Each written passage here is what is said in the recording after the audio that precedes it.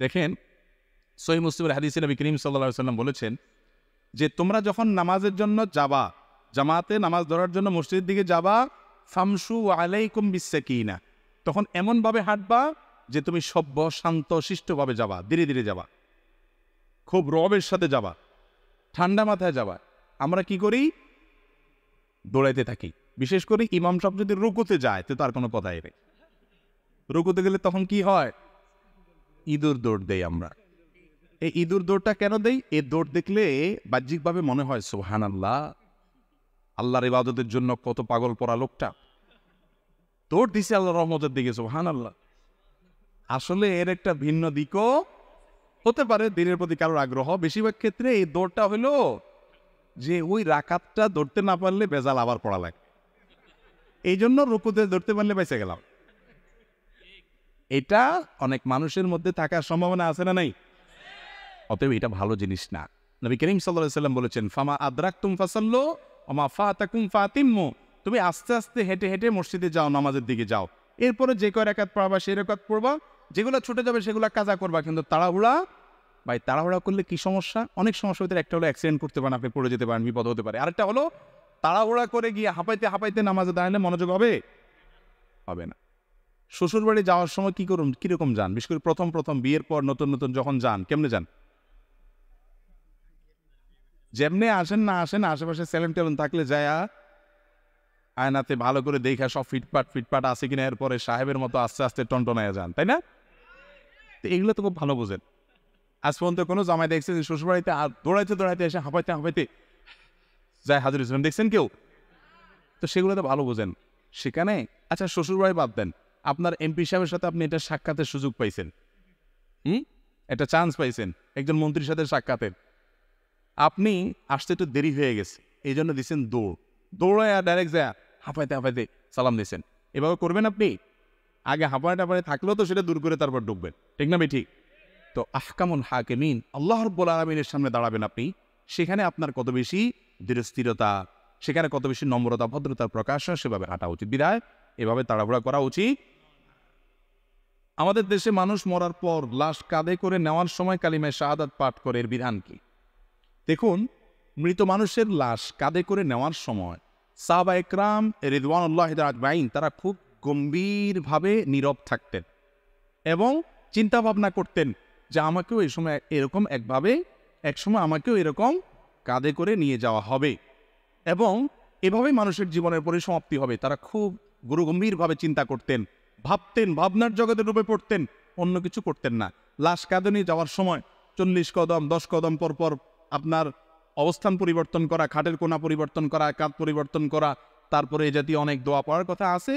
কোনো হাদিস থেকে এরকম কোনো দোয়ার কথা আমাদের জানা নাই, বরং সাহাবীদের ব্যাপারে যেটুকু জানতে পেরেছি তা হলো তারা এই টাইমগুলোতে খুব বেশি নীরব থাকতেন, চুপচাপ থাকতেন, কোনো শোরগোল করতেন না এবং চিন্তা ভাবনা করতেন নিজের জীবনের বাস্তবতায়। এরপরে প্রশ্ন হলো, আমাদের দেশে অনেক মসজিদে ফজরের সালাতের পর সূরা হাশরের শেষ 3 আয়াত তেলাওয়াত করা হয়, এর ফজিলত কি? দেখুন, সূরা হাশরের শেষ 3 আয়াত সকাল এবং সন্ধ্যা পাঠ করার কথা বিভিন্ন হাদিসে আছে। সেই হাদিসগুলোর ব্যাপারে মুহাদ্দিসদের অনেকেই আপত্তি তুলেছেন, সেগুলোর সনদ এবং সূত্র বিশুদ্ধ নয়, আবার কেউ কেউ সেটাকে বিশুদ্ধ বলেছেন। কিন্তু আয়াতুল কুরসি পড়ার ব্যাপারে কোনো সন্দেহ সংশয় কারোর, সেটা সকাল সন্ধ্যা তো বটেই, এমনকি 5 ওয়াক্ত নামাজেরও পড়ে। কিন্তু দুঃখজনক যে আয়াতুল কুরসি, যেটার বিশুদ্ধতা নিয়ে কোনো প্রশ্ন নাই কারোর, সেটার ব্যাপারে এমন কোনো আগ্রহ আমাদের মধ্যে নাই, অথচ সেটার আগ্রহ অনেক বেশি থাকা উচিত ছিল। তো আয়াতুল কুরসির পাশাপাশি কেউ যদি সূরা হাশরের শেষ 3 আয়াত পড়ে তাহলে সে বেদাত পড়ছে বলা যাবে না, কারণ হাদিসে আছে এবং হাদিসের বিশুদ্ধতার সপক্ষেও অনেক মুহাদ্দিসদের যুক্তি আছে।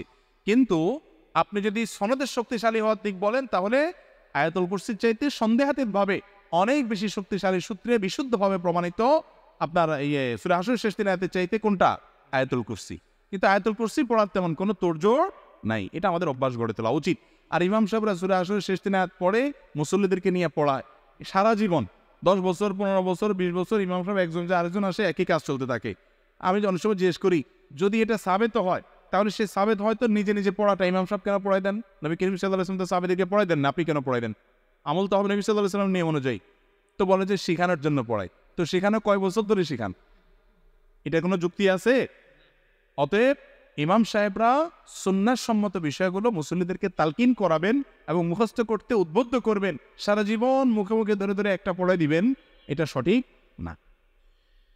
আমাদের দেশে অনেক বড় বড় ওয়াজ মাহফিলে বক্তারা ঐক্য হওয়ার কথা বলে, কিন্তু বাস্তবে বড় বড় আলেমদেরকে এক হতে দেখি না। এ বিষয়ে আপনি কি বলেন? ভাই দেখেন, এ বিষয়ে আমরা এর আগে অনেকবার বলেছি, ঐক্য যদি মনে করেন যে সব হুজুরে একমতে এসে যাবে, এটা কিয়ামত পর্যন্ত সম্ভব? যতজন তত মত, মানুষের সবার মত এক হয়ে যাবে, এটা সম্ভব না, আর এটা প্রয়োজনও নেই। ডক্টর খন্দকার আব্দুল্লাহ জাহাঙ্গীর রহমাল্লাহ বলতেন, ইত্তেহাদ মাআল ইখতিলাফ, বৈচিত্র্যপূর্ণ ঐক্য, বৈচিত্র্যময় ঐক্য। তার মানে আপনার একমত হবে, আমার আর একমত হবে, তারপরেও মৌলিক বিষয় আমরা এক, সেদিক থেকে আমরা কি থাকবো? এক থাকবো। অনেক বিষয়ে মানুষের ভিন্ন মত থাকা সত্ত্বেও ঐক্যমতে আসতে পারে কি পারে না মৌলিক বিষয়ের উপরে, সেই চেষ্টাটা থাকতে হবে। আমি তো বলি যে ঐক্য সে অর্থে, যে অর্থে আপনারা মনে করেন সবাই এক কাতারে চলে আসা, ওইটা যতটা দরকার তার চেয়ে বেশি দরকার হলো পরমত সহিষ্ণুতা, অন্যকে ধৈর্য করা, অন্যকে সহ্য করার মানসিকতা থাকা। অতএব সেটা আমাদের মধ্যে আনতে হবে। আলেমরা বটে, অনুসারীরাও আমরা কম যাই না। এক হুজুরের ভক্ত আরেক হুজুরের বিরুদ্ধে লাগে, আছে না নেই? ফেসবুকে জেহাদ করে এক হুজুরের পক্ষ হইয়া আরেক হুজুরের বিরুদ্ধে। আমি তো বলি, কাউকে কটূক্তি করা, কাউকে গালমন্দ করা, কাউকে আক্রমণ করা, কাউকে বাজে ট্যাগ লাগানো, অমুকের দালাল টালাল ইত্যাদি বলা, এই কাজগুলো করাটাকে যদি আপনি ইসলামের খেদমত মনে করেন, সেটা ফেসবুকে করেন বা অন্য যেখানেই করেন, যদি এই কাজগুলোকে আপনি ইসলামের খেদমত মনে করেন, তাহলে আপনার ইসলামের শিক্ষক পরিবর্তন করা উচিত। আপনি যার কাছ থেকে ইসলাম শিখেছেন ওই লোকটাকে পরিবর্তন করতে হবে, কারণ সে আপনাকে যে পথ শিখিয়েছে এটা ইসলামের পথ না, এটা মুহাম্মদ সাল্লাল্লাহু আলাইহি ওয়াসাল্লামের পথ না। আপনি সুন্দরভাবে মানুষকে নসিহা করবেন, সংশোধন করবেন, তাই বলে বাজে মন্তব্য করা যাবে না। আমি অনার্স দ্বিতীয় বর্ষের একজন ছাত্রী, আমি বোরকা পরে কলেজ যাওয়ার চেষ্টা করি। প্রশ্ন হচ্ছে, পর্দা করার ক্ষেত্রে মহিলাদের মুখ ঢাকা জরুরি কিনা? জি, অবশ্যই পর্দা করার ক্ষেত্রে মহিলাদের মুখ ঢাকবেন। এটা নিয়ে অনেক উলামাদের বা অনেকের দ্বিমত আছে, কিন্তু বিশুদ্ধ মত হলো মুখ ঢাকাটা পর্দার অংশ। কারণ আল্লাহ তাআলা কোরআনে বলছেন, ওয়ালা ইউবদিনা যিনাতাহুন্না ইল্লা মা যাহারা মিনহা, মহিলারা তাদের সৌন্দর্যকে প্রকাশ করবে না। যেটা প্রকাশ থাকে এমনিতে প্রকাশ, ঢাকার পরও যেটা বাইরে থেকে দেখা যায়, এটা কথা ভিন্ন, কিন্তু সৌন্দর্য প্রকাশ করবে না। আর নারী হোক আর পুরুষ হোক, সৌন্দর্যের রাজধানী হলো চেহারা, ঠিক না ভাই? ঠিক। তো চেহারায় যদি ঘোলা থাকে, তাহলে আল্লাহ তাআলা সৌন্দর্য ঢাকতে বলছেন, তাহলে পর্দা হলো কেমনি? কথা কি বুঝাতে পারছি?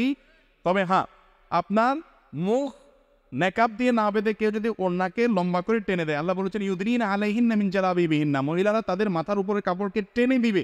এই টেনে দিবে কেন? মুখ ঢাকতে হবে, সেজন্য তো টেনে দিতে বলছে। অতএব ওইটাকে টেনে নিবেন, টেনে দিয়ে নিচের দিক থেকে খোলা থাকলো, সে অর্থে মুখ খোলা রাখতে পারেন। কিন্তু আজকাল যেটা করা হয়, একেবারে টাইট করে এখানে একটা ওড়না পেঁচায় এমনভাবে যে চেহারা আগে যদি ফুটে না উঠতো, এখন ওড়না পেঁচানোর কারণে আরো বেশি করে ফুটো। এরকম কিছু টেডি ওড়না আছে না নাই? এই টেডি পর্দা কিন্তু শরীয়তের পর্দা না। আল্লাহ আমাদের ভাই বোনদেরকে, মা বোনদেরকে সবাইকে বোঝার তৌফিক দান করুন। যে সমস্ত পুরুষরা তাদের মা বোনকে পর্দা ছাড়া বাইরে নেন, অন্য পুরুষরা তাদেরকে দেখে কি চিন্তা করে?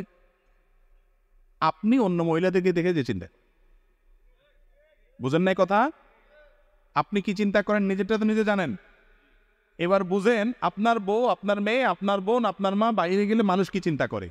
এরপর আপনার বিবেককে জিজ্ঞাসা করেন যে তাদেরকে বেপর্দা চলতে দেয়া আপনার রুচির কত নিচু তার প্রমাণ করে, ঠিক না বে ঠিক? আরে মুসলিম নারীর পর্দা, এটা তার সম্রাটদের লক্ষণ, এটা তার সম্ভ্রান্ত পদ লক্ষণ, এটা তার আত্মসম্মানের ব্যাপার, যে আমাকে নিয়ে যে কেউ বাজে চিন্তা করতে পারবে না। একজন মেয়েকে দেখে যদি বাজে একটা মন্তব্য কেউ করে, তার কাছে ভালো লাগবে? তো তাকে দেখে মনে মনে বাজে কল্পনা করে কি করে না? কেউ যদি বলে না আমার এরকম কিছু হয় না, তাইলে এই লোক হয় অসুস্থ না মৃত্যু? হয় তার রোগ আছে, ডাক্তার দেখাইতে হবে, আর না হইলে মিথ্যাবাদী। বিধায় পর্দার বিধান আমাদেরকে মেনে চলতে হবে। আল্লাহ বুঝার তৌফিক দান করুন। তবে হ্যাঁ, কেউ যদি কোনো জায়গাতে মুখ ঢাকতে না পারেন, তো অন্তত ওড়না দিবেন যতটুকু সম্ভব। ফাত্তাকুল্লাহ মাস্তাতা'তুম, যতটুকু সাধ্য করে আল্লাহকে ভয় করবেন এবং চেষ্টা করবেন আস্তে আস্তে মূল পর্দায় যাওয়া। অনেক ভাই আছে বোনের হক দিতে চায় না, এ ব্যাপারে কিছু বলেন। দেখুন, দুনিয়ার বেশিরভাগ ভাইয়েরা আল্লাহর আদালতে কিয়ামতের দিন ধরা খেয়ে যাবেন শুধুমাত্র বোনদের হকের জন্য। অনেক আলেম ওলামা আছেন, ইমাম সাহেব হুজুরও আছেন, বা অন্য মানুষ তো বটেই, অনেক গাজী সাহেবও আছেন, এই জায়গায় এসে ধরা খেয়ে যা, বোনদের হক দেয় না। ভাইরা আমার, বোনদের হক দেওয়াটা কি সুন্নত না ফরজ? আপনার বাবা মারা গেছেন, সম্পদে তাদের হক আছে না নাই? আপনার মা মারা গেছেন, সম্পদে তাদের হক আছে না নাই? আপনি যদি না দেন, তাতে কি সওয়াব কম হবে না গুনাহ হবে? কিরকম গুনাহ হবে? চুরি করলে যেরকম গুনাহ হয়, ডাকাতি করলে যেরকম গুনাহ হয়, ওই রকম গুনাহ হবে, কারণ আপনি সম্পদ আত্মসাৎ করেছেন।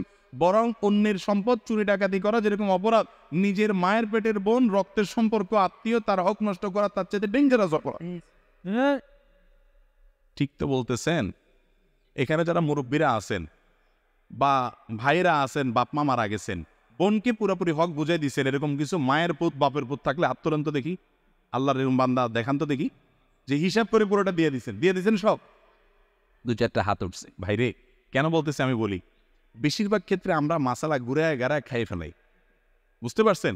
বলে যে আসলে বোনদের অনেক আছে, ওদেরকে ডাকছেন, ওদেরকে ডাকেন, ডাইকে একটা সিন ক্রিয়েট করেন। সিন ক্রিয়েট করার বুঝেন? তাদেরকে ডাইকা বসায় বলতেছেন, দেখো তোমাদেরকে তো আল্লাহ অনেক দিছে, এখন দেখো তোমাদের তো পাওনা আছে শরীয়ত অনুযায়ী, এখন তোমরা তো না নিলেও পারো, তোমার তো আশাও লাগে এখানে। এসব ওয়াজ নসিহত করে এমন একটা পরিবেশ সৃষ্টি করেন, ওই বেচারি মেয়ে নেওয়ার কথা মুখ দিয়ে নিতে পারে না, কয় না থাক, তাহলে থাক। আপনি মনে করেন মাশাআল্লাহ হালাল হয়ে গেছে, আলহামদুলিল্লাহ। খবরদার, এগুলো সব হারাম, জায়েজ নাই। মেয়েরা চায় না, লজ্জায় পড়ে, শরমে পড়ে যে বাপের বিড়ে আবার আশা লাগবে। আপনি ভাই যদি মানুষ হয়ে থাকেন, মুসলমান হয়ে থাকেন, তারে বুঝিয়ে দিবেন, কোনো কাহিনী নেই।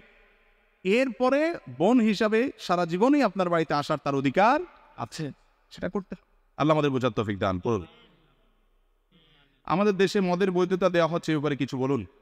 এ ব্যাপারে এবার এর আগেও বলেছি, এখনও বলছি। দেখুন, 21 বছরের বেশি বয়স হলে যে কেউ, ঢাকা শহর তো বটেই, অন্যান্য শহরগুলোতেও লাইসেন্সধারী মদের দোকানে গিয়ে মদ পান করতে পারবে। এই আইন যেটা পাশ হতে যাচ্ছে সম্ভবত, পত্রপত্রিকা দেখেছি আমি। তো এই আইন যদি হয়, তাহলে এই দেশে তরুণ সমাজ যতটুকু নষ্ট আছে, এই নষ্ট হওয়াটার ধারা আরো কয়েক গুণ বেড়ে যাবে। দেখুন, এমনি তারুণ্যের এই বয়সটাকে কন্ট্রোল করতে পারা কঠিন হয়। তরুণরা তাদের এই যৌবনের চরিত্রটাকে ধরে রাখাটা কি হয়? কঠিন হয়। সেখানে এই সমস্ত বিষয়গুলো তরুণদেরকে আরো নষ্ট করে দিবে। এই জন্য আমরা উদাত্ত আহ্বান জানাবো আইন প্রণয়নকারী ভাইদের প্রতি, বোনদের প্রতি, আল্লাহর ওয়াস্তে আল্লাহকে ভয় করুন। আমাদের এই সমাজটা এখনো ভালো আছে। অযথা অকারণে তরুণদেরকে মাদক নিয়ন্ত্রণের নামে মাদক ছড়িয়ে দিবেন না, পিস হাতে তুলে দিবেন না। ঘরে ঘরে অশান্তি, জনে জনে অশান্তি, যুবকদের অনেকে নষ্ট হয়ে যাচ্ছে। অতএব এদেরকে আর বাকি নষ্ট হওয়ার পথ দেখাবেন না। আল্লাহর ওয়াস্তে এই জায়গা থেকে সরে আসেন। এই আইন এর সপক্ষে এদেশের মানুষের 90% মানুষ, আমি মনে করি, এই আইনের বিরুদ্ধে। ঠিক না ঠিক? প্রত্যেকটা জেলা জেলা, প্রত্যেকটা অঞ্চলে মদের বার খুলুক। আপনারা চান? কার প্রয়োজনে দরকার? জেলায় জেলায় মদের বার কিসের প্রয়োজনে দরকার? মাদক নিয়ন্ত্রণ নয়, মাদক নির্মূল করতে হবে। মাদক সমাজকে সুস্থ স্বাভাবিক করে না অসুস্থ করে? কেন 21 বছর বয়স হলে তাকে মদের সুযোগ কেন দিতে হবে? এমনিতে তো নিয়ন্ত্রণ করা যাচ্ছে না। আল্লাহ তাআলা আমাদের আইন প্রণয়নকারীদের, আমাদের দায়িত্বশীলদের যেন বোধোদয় হয়, সেই তৌফিক দান করুন। এবং এই জায়গা থেকে যেন সরকার এবং সরকারের যারা নির্ধারক আছেন তারা সরে আছেন, আমরা উদাত্ত আহ্বান জানাবো। আমি মনে করি এই আহ্বানটা আমার একার না, সারা বাংলাদেশের প্রত্যন্ত অঞ্চলের প্রতিটি সুস্থ বিবেক সম্পন্ন মানুষের দাবি এটা। আল্লাহ তাআলা আমাদের সবাইকে বোঝার তৌফিক দান করুন। এরপর প্রশ্ন হলো, আমি তো টাকনুর নিচে কাপড় অহংকার বশত পরি না, তাহলে কি আমার গুনাহ হবে? এটা অনেকের প্রশ্ন। টাকনুর নিচে পোশাক পরা হারাম পুরুষের জন্য। কোন পোশাক? যেগুলো উপর দিক থেকে সাধারণত নিচে ঝুলে থাকে, সেগুলো। মোজার কথা ভিন্ন। মহিলাদের জন্য আবার হারাম না, পুরুষদের জন্য হারাম। তো এখন কথা হলো, কোনো কোনো হাদিসে আসছে যে ব্যক্তি অহংকার বশত লুঙ্গি, পায়জামা, পাঞ্জাবি, চাদর এগুলা ঝুলায় রাখে, তার ওই পায়ের নিচের অংশ জাহান্নামে যাবে। আর নিচের অংশ জাহান্নামে গেলে বাকিটা জান্নাতে যাবে না, অর্থাৎ পুরোটাই জাহান্নামে যাবে। এখন কেউ কেউ বলে যে আমার মধ্যে তো অহংকার থাকে না, তাহলে তো তার উত্তর হলো যে অহংকার না থাকলেও যদি পড়েন তারপরও গুনাহ হবে। এটাই বিশুদ্ধতর মত, এটাই জমহুর উলামাদের মত। কারণ কয়েকটা হাদিসে অহংকার বশত থাকার কথা আসলেও অন্যান্য হাদিসে অহংকারের কথা বলা নাই, বরং অহংকার ছাড়াই বলা আছে সর্বাবস্থায় আপনার টাকনুর নিচে কাপড় পরলে সেটা কোথায় যাবে? জাহান্নামে যাবে। অতএব এখান থেকে বেঁচে থাকা উচিত পুরুষদের। আর সম্প্রতি বোধহয় অনেক গবেষণা থেকে প্রমাণিত হয়েছে যে এটা পুরুষের পুরুষত্ব কমিয়ে দেয়। অনেকগুলো আর্টিকেল পড়েছি আমি, সংশ্লিষ্ট বোদ্ধা মহল লোকেরা আরো ভালো বলতে পারবেন। বিধায় এটা কোনো ভালো জিনিস না। একসাথে দেখবেন কোরআন হাদিসে যেটা নিষেধ করছে শয়তানটা আমাদের দিয়ে বেশি করায়। মেয়েদেরকে বলা হয়েছে তাদের যত ঢেকে ঢেকে থাকবে তত ভালো, টাকনু সহ তারা ঢেকে থাকবে, তাই না? আর পুরুষরা টাকনুর উপরে পড়বে। এখন দেখবেন পুরুষদের প্যান্ট সব কোথায়?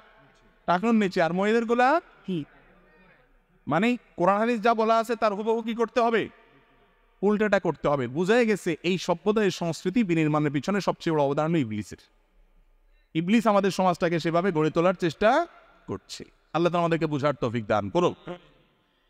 এরপর প্রশ্ন হলো, পরের জায়গা জোর করে দখল করে খাওয়া আখিরাতে তাদের বিচার হবে কি? দেখুন, অন্যের জায়গা যদি আত্মসাৎ করে কেউ, অনেক লোক আছে নামাজ কালাম পড়ে কিন্তু জমিতে খেতে কাজ করতে গিয়ে আস্তে করে আলটা ঠেলে, আছে না নেই? অন্যের জমি যদি কেউ আত্মসাৎ করে, নবী করিম সাল্লাল্লাহু আলাইহি সাল্লামের বিভিন্ন হাদিস থেকে জানতে পারি আমরা, 1 বিঘা জমি যদি আত্মসাৎ করে, এই নবমণ্ডল ভূমণ্ডল, সাতবক নবমণ্ডল ভূমণ্ডল তার গলায় ঝুলিয়ে দেওয়া হবে, তাকে ধসাতে থাকা হবে এগুলোর নিচে।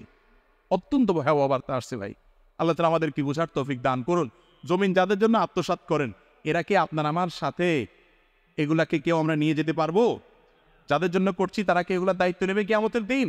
ভোগ করবে যারা, তারা কেউ দায়িত্ব নেবে না, ভোগ করবেন আপনি। আপনার মতো নির্বোধ আর কে আছে? আল্লাহ তাআলা আমাদেরকে হারামের বিরুদ্ধে হালালের পথে চলার তৌফিক দান করুন। এরপরে প্রশ্ন হলো, অসহায় মানুষকে অত্যাচার করা কাদের কাজ? অসহায় মানুষকে অত্যাচার করে যারা, তারা তো জালিম, অত্যাচারকারী। আর একটা বিশেষ কথা আছে এখানে, সেটা হলো অসহায়দের উপরে যারা চড়াও হয়, আল্লাহ মাফ করুন, এটা জাহান্নামীদের মার্কা। কাদের মার্কা? নবী করিম সাল্লাল্লাহু আলাইহি সাল্লাম বলেছেন, জান্নাতি লোকদের বৈশিষ্ট্য হলো কুল্লু দাইফিন মুতাদাইফ, যে লোকগুলো নিরীহ, দুর্বল, ভদ্র, তার উপরে সবাই চড়াও হয়। সে গায়ের জোর দেখায় না, জোর থাকলেও ভদ্র, নিচু থাকে, কথা আস্তে বলে, ভদ্রতা দেখায়। এগুলো জান্নাতি লোকের মার্কা। আর জাহান্নামী লোকের মার্কা চিনেন?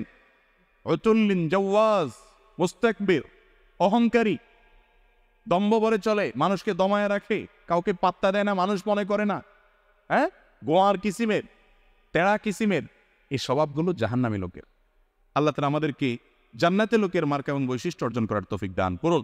এই জন্য নিরীহ দুর্বল মানুষের উপরে চড়াও হওয়া, এটা জাহান্নামী লোকের লক্ষণ এবং খারাপ লক্ষণ। এটা যদি আপনার মধ্যে থাকে, নিজেকে ভৎসনা করেন এবং চরিত্রকে পরিবর্তন করার চেষ্টা করেন। এরপরে প্রশ্ন হলো, একজন মুমিনের জন্য কাপড় পরিধান করার নিয়ম কি? কাপড় পরিধান করার ক্ষেত্রে একটা সুন্নাহ আছে যেটা আমরা বেশিরভাগ লোক খেয়ালই করি না, সেটা হলো ডান হাত আগে দেওয়া। শার্ট বা জামা পাঞ্জাবি যেটাই পরেন, আগে কোন হাত ঢুকবে? জুতা পরার ক্ষেত্রে ডান পা। আমরা মনে করি ছোট কাজ, এটা আবার এমন কি জিনিস? ওই যে বললাম, লা তাহকিরান্না মিনাল মারুফি শাইআ, কোনো ছোট কাজ, কোনো ভালো কাজকে ছোট মনে করা যাবে।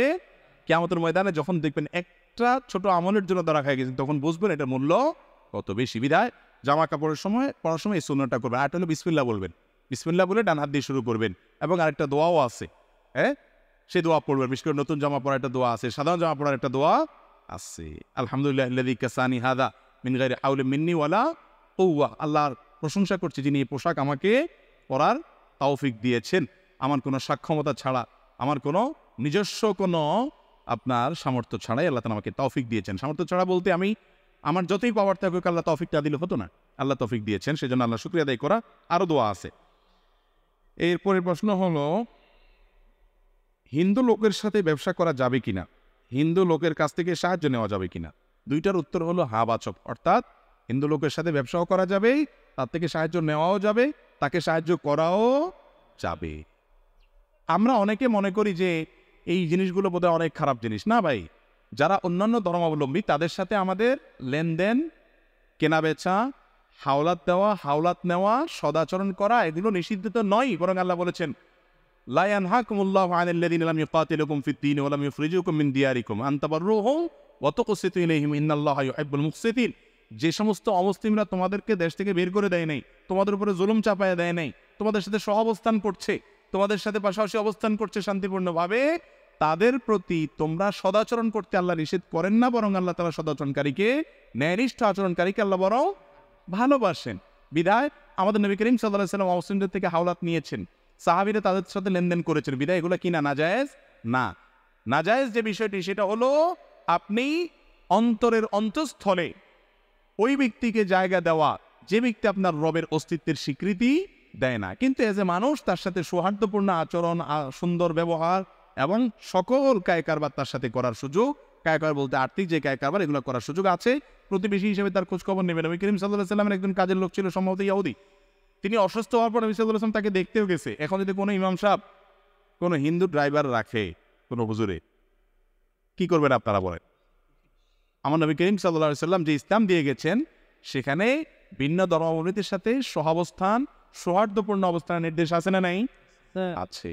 আমরা সেটাকে মনে করি অনেক খারাপ কাজ, আর তার চাইতে খারাপ কাজ যেটা জিগরি দুস বানায় থাকে সেটা করে বসে থাকি আমরা। আল্লাহ আমাদের বোঝার তৌফিক দান করুন। আমাদের সমাজে প্রায় দেখা যায় রমজান মাসে মুরব্বীরা সারাদিন রোজা রেখে ইফতারের পরে সিগারেট খায় এবং পরবর্তীতে রোজাগুলো রাখে। তাদের রোজাগুলো কি হচ্ছে ইসলামের শরীয়তে জানতে চাই। এটা কি শুধু মুরব্বীরা করে? আপনাদের নরসিংদীর শুধু মুরব্বীরা করে? তাহলে এই মুরব্বীদের কোচাটা মারার যুক্তিটা কি? দেখেন, হয়তো যিনি দেখছেন তার বাপ চাচাকেও একজন করে, এই জন্য খোঁচাটা ওইভাবে মারছে বেচারা। এগুলো তো প্রশ্ন না, এক একটা আলপিন আর কি। আমার হাতে আলপিন ধরা দিয়েছেন, হুজুর আপনি এর এক খোঁচা দেন, এর এক খোঁচা দেন, আল্লাহ মাফ করুক। দেখেন, মুরব্বী হোক আর যুবক হোক, যেই হোক না কেন, রমজানের রোজা আমরা কেন রাখি বলেন তো? উদ্দেশ্য কি? আরে ভাই, এটা তো ফাইনাল উদ্দেশ্য, প্রাইমারি উদ্দেশ্য বলেন, প্রাথমিক উদ্দেশ্য বলেন। নিজেকে একটা মুখস্থটা বলে দিলেন আর কি। ভাই দেখেন, যে কোনো ইবাদতের একটা আছে ফাইনাল টার্গেট, একটা আছে প্রাইমারি টার্গেট। আমরা ওযু করি কেন?